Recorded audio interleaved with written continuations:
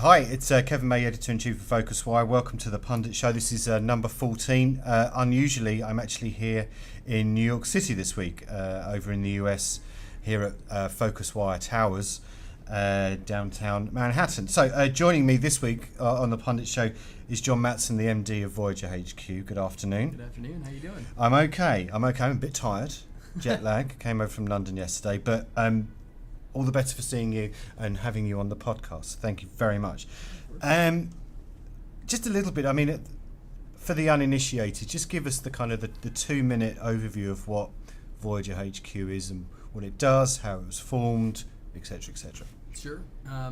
So in short, Voyager HQ is a club for startup founders in the travel, tourism, and hospitality industries. Mm-hmm. And the longer version of that is essentially we act as a hub for those startup founders to connect with enterprise partners, people like the major carriers, OTAs, all in the travel vertical, and investors that are specifically catering to that sector as well. So, we have a co-working space here in New York, but really the kind of central focus and the real reach of what we do is we actually have 1,047 members in over 55 countries that are all a part of this ecosystem, that have gone through an application process, been accepted, have an active MVP in market, and are focused on the travel industry. Okay, mm-hmm. And where do they kind of come from? What parts of the industry are they representing, or what are their startups focusing on? We have a ton that are focusing on the tourism piece, like the activities, and okay. But it's full scope. We have everything from mobility startups, self-driving cars, to people that focus on corporate travel and business travel specifically, or some more tech-heavy solutions for back-end operational stuff for airlines, or more consumer discovery stuff. Okay, so there's 1,047. I remembered what you said, and I didn't even make a note of it that time, so that's great. So 1,047. Is it hard? By which I mean, often with community-based projects, it's often like herding cats. You're trying to get them to connect with people, and just is it quite a difficult thing to run as an organisation? I'd say that. It can be because we are a small team that's focused out here. We have at this point 4 full-timers and a couple part-time, but we do have what I would say advocates everywhere that are really bringing these people together. Mm-hmm. But we've also kind of learned a lot. I'd say in the beginning, when we were first getting things started a couple years ago, it was a lot harder to manage expectations or to get a better understanding of what similar problems were happening for each founder. So a lot of every time we were doing so many discussions, so many interviews, we were talking to every digital member that passed by us, and to us, a goal is to make sure that we continue to do that. But when we really started getting the floodgates of membership applications, and we had to figure out how to manage what was consistent. And, so that there's some people who, they come in and they don't, even though the messaging's pretty clear about, we opt people in, we opt in the investor or the advisor or the potential partner for you. Right. Some people were like, I want your whole list of investors, their emails, and we're like, that's just not how it works. No. Indeed. It's about I think we talked about it earlier, like GDPR. It's like you can't do that. Yeah, exactly. So it's interesting. You said there's an application. How do you not get in? So do you have to? easy. Is it because the business you just don't think has got legs, or is it because you don't like the founders? How would I fail to get into Voyager HQ? So there is a kind of clear divide. You have to have an MVP. So ideation stage doesn't hit our requirements. You're more than welcome as somebody who's discovering how to start a travel startup to attend an event of ours and those types of things, or read our newsletter. And there's a bunch of things that are non-member specific that help people kind of find their way a little bit, and resources like that.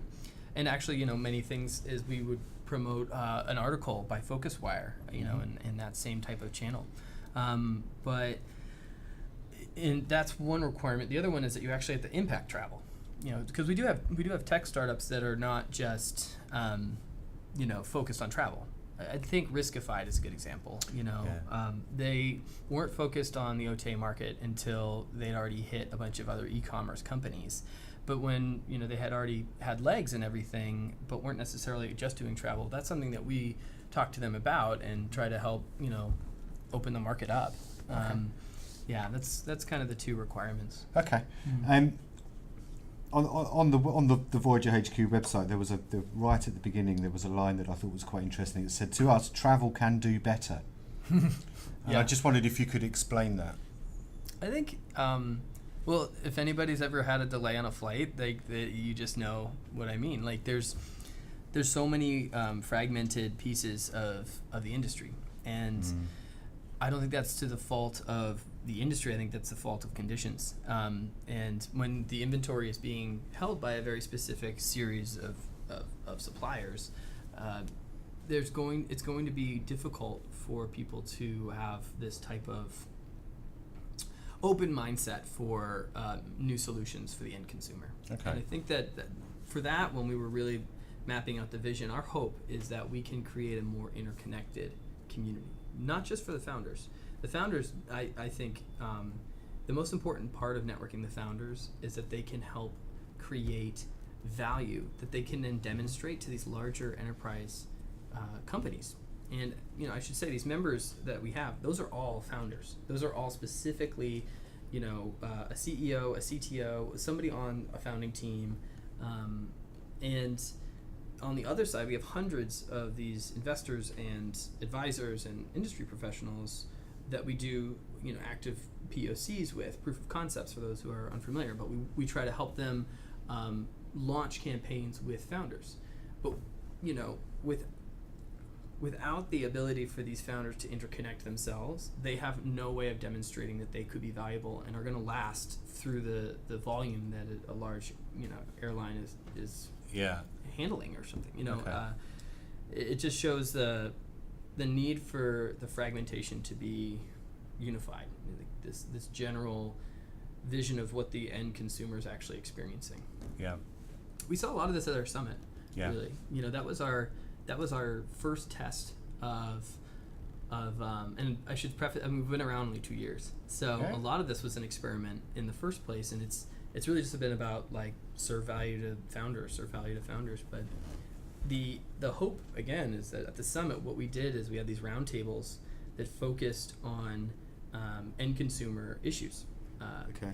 What we would map as our 10 phases of the travel experience. And that's everything from discovery down to your actual destination. And we focused on the end consumer problems by bringing, you know, at least 40% of the table was industry experts on that particular topic. Another 40% was a startup founder who's trying to solve on that problem. And then another one was at least somebody in venture capital or was bringing capital to the table, and then a journalist who has seen and is telling the story around that. Yeah. Our Jill was on one of those tables as the journalist. Yeah. Interesting. I mean, you talked about the problems. I mean, maybe I'm just a little bit old and jaded, but you know, having seen so many startups over the 13 years that I've been writing about online travel and travel tech come and go very, very quickly. And often the line that's been leveled at them is that, you know, they're brilliant solutions but massively looking for a problem to solve.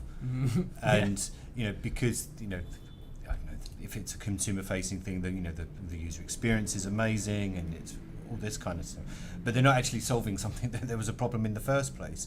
Do you, within the organisation and the conversations that you have and that you hear amongst members, do you often, how do I put it, you know, put your hand to your head and just say, look, there's no need for that. There's no consumer or industry need for that. I mean, are you that honest with your feedback sometimes? You just say you need to go back and start again. Yeah, I mean, sorry. We have, I mean, definitely.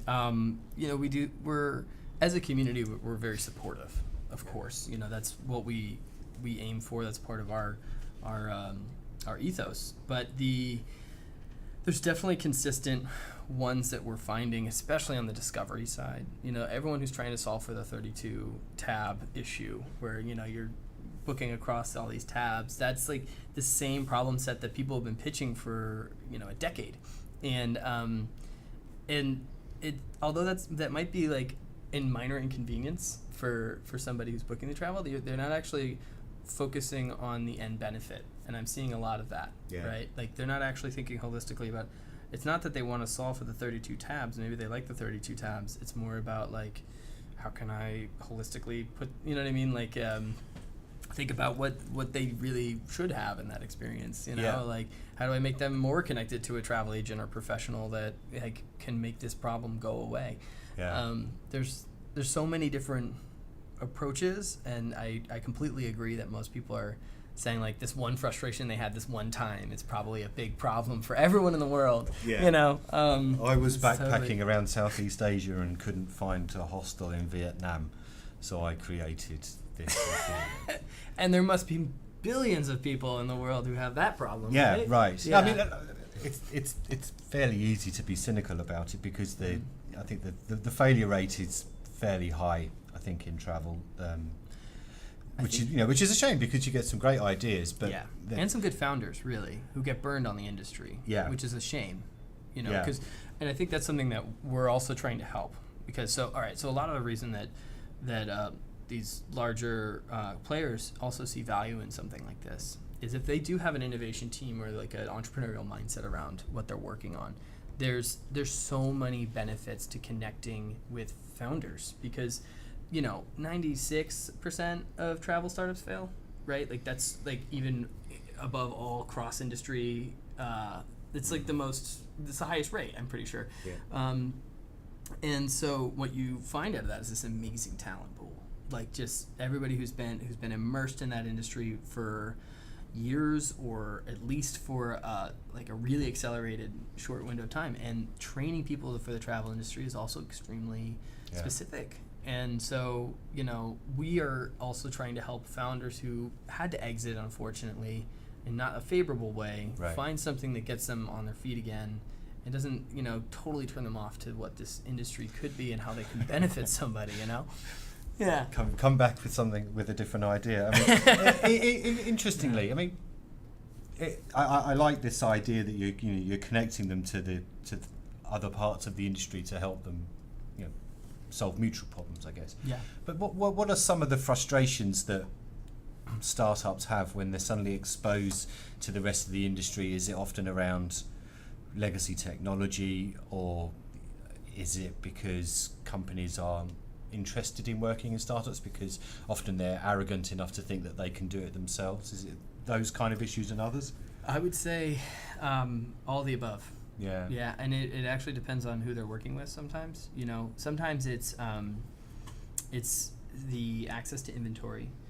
Travel APIs, as much as they've improved significantly over the last 3 years even, there's still a big barrier. I mean, if you ever anticipated that flight or hotel, bookings were going to be a part of your business when you put together your first business model, and you're the only deal you can get is like this OTA API that's glitchy and it goes out of app and has 2 different paths to purchase, you're inevitably going to be disappointed, as and the commissions alone are going to be like kind of less than favorable. So and then you've got you and I think also to this point, especially like Amadeus and Travelport put a lot of time into making their data and travel content more accessible.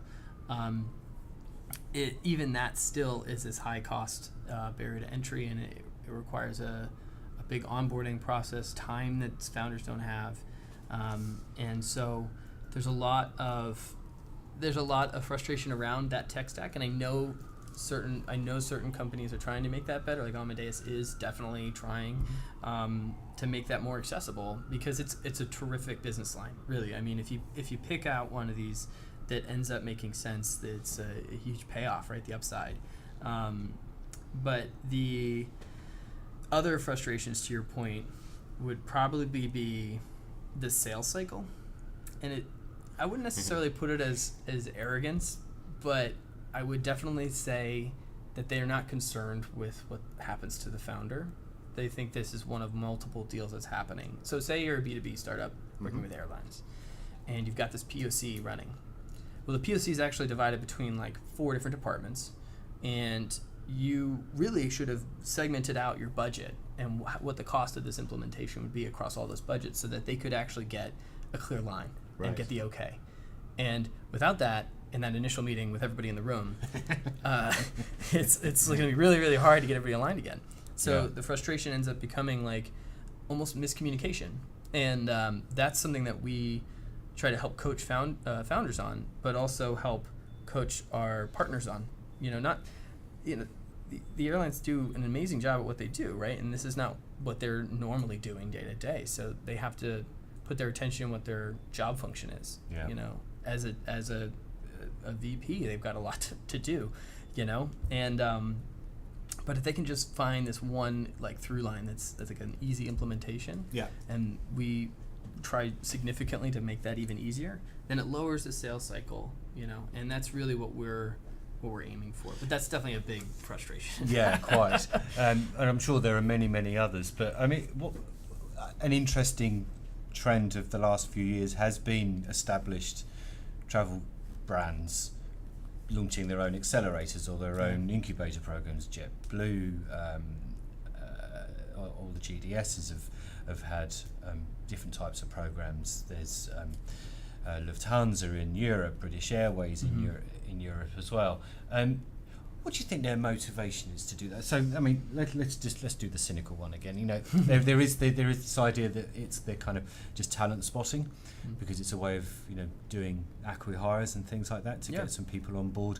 Or do you think there is to take the half full approach, is that it's all for the greater good of helping the lovely world of startups? Do you think?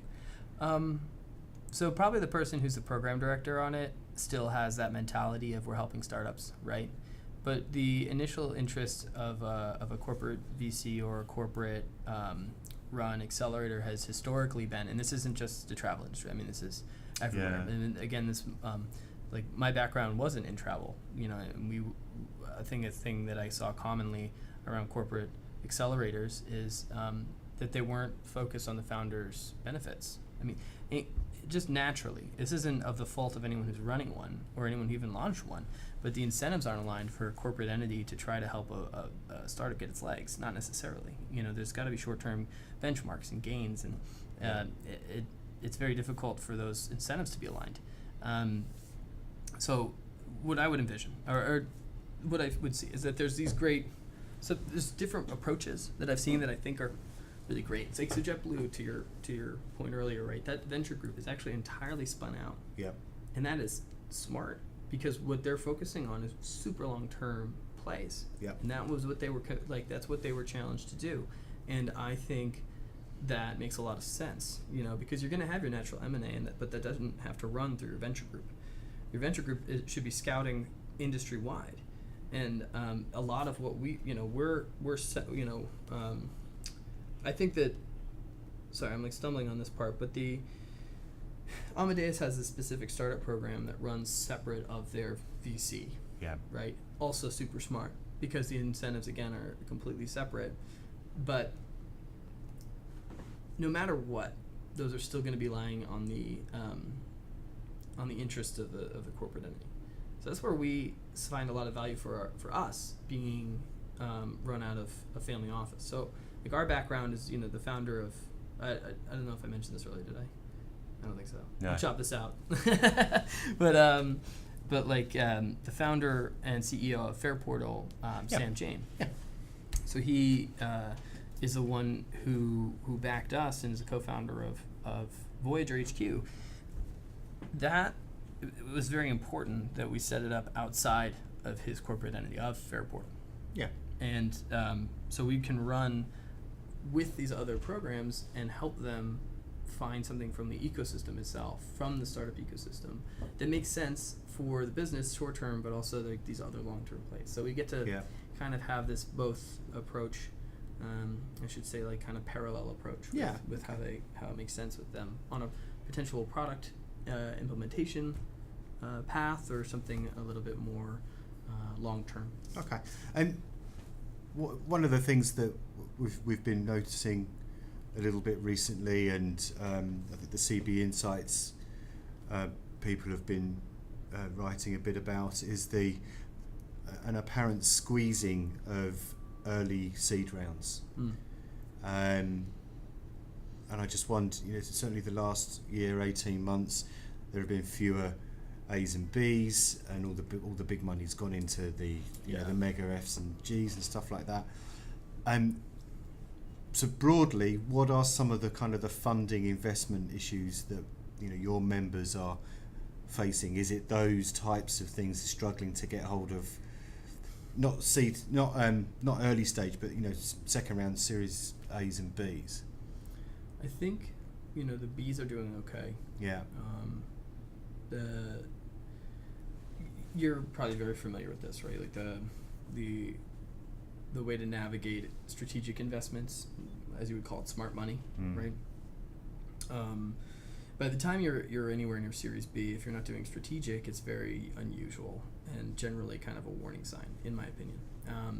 Because generally, again, you're playing with the same set of inventory, the same set of supply. So unless you really understand that you have an alliance with something that can leverage that supply, then you're inevitably going to come up against some challenges, and you're going to have to run a really intense VC round, for multiple series. You're going to have to do the WeWork route, and it's I would say that's kind of a slog for travel companies in that stage, especially if they're doing anything B2C, right? Like B2C is that is the graveyard for so many in travel, right? But I still think the early stage stuff, like the pre-seed stuff, that is actually really hard now, like extra hard for travel startups. That is the biggest gap we're seeing. Why? Because even angel investors are now going later. They're putting bigger money in. We're putting just the same amount of contribution. Is it because they want to see something that's showing some early signs of promise or proven? Yeah. I mean, rather than it's more risk-taking. Conservative. Yeah. The market right now is a little bit more conservative. They're putting more money in, but they're putting it on these bets that have more traction, and especially in the New York ecosystem. So I also would lean towards the conservative end in terms of these concepts, but I think there's definitely ways on the pre-seed side and the early stage side that actually gets anyone anywhere to find those points of traction that most investors when they look at travel have a tough time finding, because the margins seem so low up front, and if you can identify, that's just because they haven't actually struck a deal with any other supplier on that side, or they haven't hit this market for demand, or they haven't tested this in Asia, at all. That type of stuff is really specific, and that's something that we try to help our investors as they come in to see. I mean, if they have a background in travel, they see this stuff, but even those strategics, they're, I would say, oversubscribed, most of them. I think Thayer just did another round, right? And that's awesome. And that capital will go into this market, and that's. But there's so few angels or seed stage or Series A even that are in that market. So I would totally agree. It's getting squeezed, but I think it will naturally correct again. People will throw that money into the high risk stuff. There's going to be a bunch of cowboys. There's going to be some cowboys after the crypto stuff. So it's going to be. We're going to see what happens there. But cowboys after the crypto stuff. That's a great line. What would you say is the kind of the hot sector, for want of a better phrase, at the moment? I mean, we've written a lot about tours and activities. There is the crypto stuff and other bits and pieces. But I mean, what are your members saying, or what do you sense is the areas that people are looking to get into? Hopefully, they've all stopped doing hotel meta search now. There's still some doing that. And I apologise on behalf of PhocusWire for any hotel meta search startups out there. There's a few who are putting a good run on that, I'll say that. But there, but I will, there's for focus in terms of where, people are trying to create a lot of the same type of product, are the same things that we've seen for the last 5 years, right? It's group travel, it's multi-day travel, and it's tours and activities. Yeah. And I would say out of those three, tours and activities still has the biggest Wild West type of, like, anything goes, really, at this point. Yeah. Literally, people, Simple Nights, like, literally created the GDS for that. Like, think about how open that space is. If GDSs and, like, general aggregators are really just, like, bumping up against each other for the first time. That's stuff we saw in the 70s for airlines, right? So I think naturally, although that might have been only sexy to talk about 2 years ago, I think we're going to start seeing that conversation come back up, because there are some that are starting to see traction. Yeah. And people are going to go, oh, wait, that idea seemed overdone because it was oversaturated. But there's going to be some that have a true north of what that thing could look like. And we'll have had some users and some demand, and then they'll get some strategics and see what happens. So. Yeah, but true. But equally, now that the biggest online travel brand on the planet, or one of the biggest online travel brands on the planet, in Booking Holdings, has just stomped its very large feet all over the sector by buying Fair Harbour. That could potentially put some startups off, because, well, there's an exit route gone already. So, I just wonder whether when a big player does come in, whether that makes people have second think about what they're going to do. I think I'm trying to think of a good example in this one. Well, that Booking Holdings runs decentralized, right? So their corporate development teams are completely decentralized, team to team. So if you're actually looking at that acquisition, then you're probably seeing that they're still going to have corporate development initiatives that will want to look at that sector the same way. Yeah. Because it doesn't mean that they've eaten the whole market. It's just that they've gotten more entrenched in it. So if anything, that might end up playing a good role in terms of strategic investment on that side. But it's too early to tell, really. And I think for most founders, when they're trying to solve a problem, they can't look only to those kinds of trends. They have to look at the trend of the market itself. Yeah.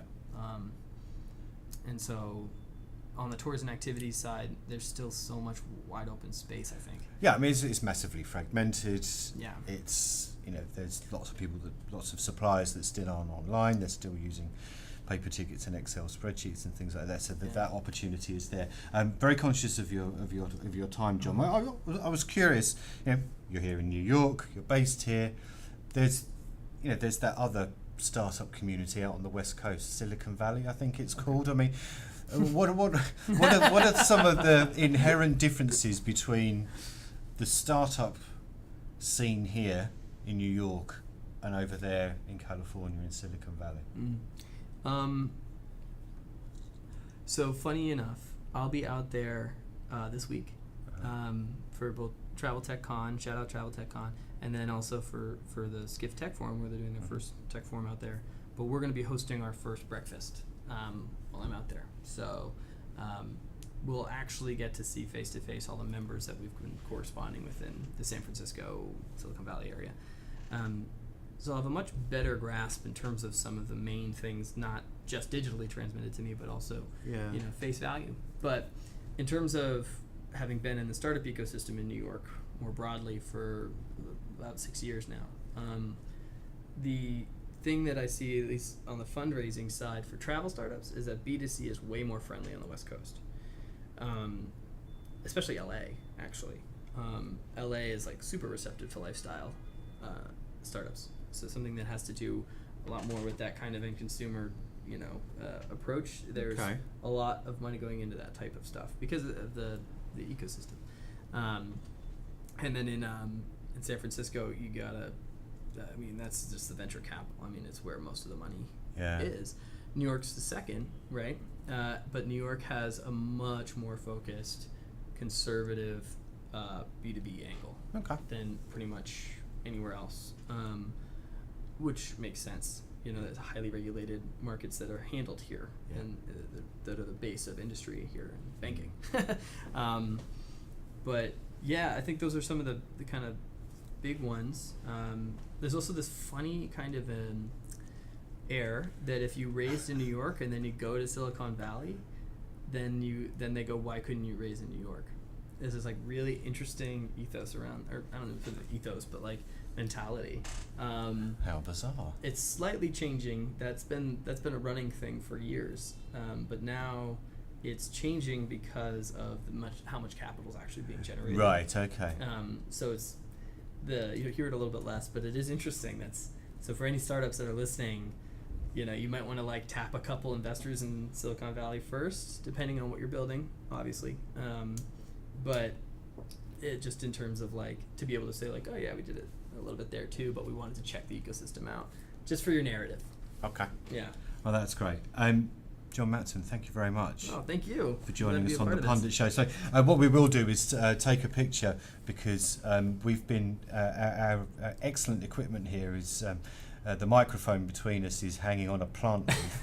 So we'll take a picture of this and put it, tweet it out when we post the podcast, probably later on this week. So once again, John, thank you for joining us here in Manhattan, and thanks everybody for listening. It's the PundIT Show from PhocusWire. We'll be in touch and see you all again. Thanks ever so much.